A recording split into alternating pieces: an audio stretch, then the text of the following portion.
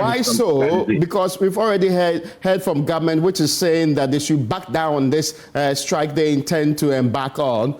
The government's arguing that the basis for this strike is illegitimate. They've demanded of CLOGSAG to point out one single provision within the laws of this country that backs their claim, and maybe you will help us out. From a labor law perspective, do you think CLOGSAG will have a legal backing to proceed on this particular strike? Both by the Labour Act, Section 8A of the Labour Act, the only authorized body or person to employ anybody into a public sector or into even a private sector is the employer. And the number one employer in this country, by law, is the government in power, and by extension, the president, under Article 195 of the Constitution, has the privilege, he himself or his assigns, including the head of civil service, to employ anybody into the public or into the civil service. The Public Services Commission can interview them and employ them. So clearly, the law and the Constitution is on the side of the employer, in this case, the president. So I am not too sure whether they want to talk about constitutional provision or the law of Ghana.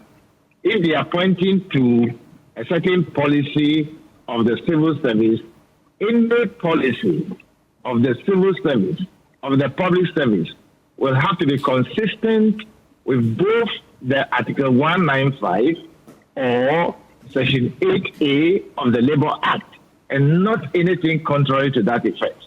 If there is anything contrary, it might be illegitimate. And I think that they, like I said, they are a legitimate union.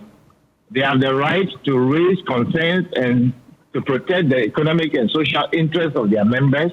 They can raise this through various means, especially by writing and requesting for a meeting between themselves and the Ministry of Employment and Labor Relations, or the head of civil service, or go to the National Labour Commission to enable them to iron out their differences. But to call upon their members to go on a cut-cost strike like this, honestly, their members are not small boys and girls. They can read and write. They can understand this thing. They are listening to you. I don't think it is fair to they themselves. And they are my friends. And I would like to urge them to back down on this, write properly to the appropriate body, and they can go and argue it out if they want to argue. And that'll be it. Or ultimately go to the law court and prevent the government from doing their work that way. But they cannot go on strike this way. You cannot. And the members are not just anybody. These are competent civil servants who know what they are about. I don't think they should treat them like that.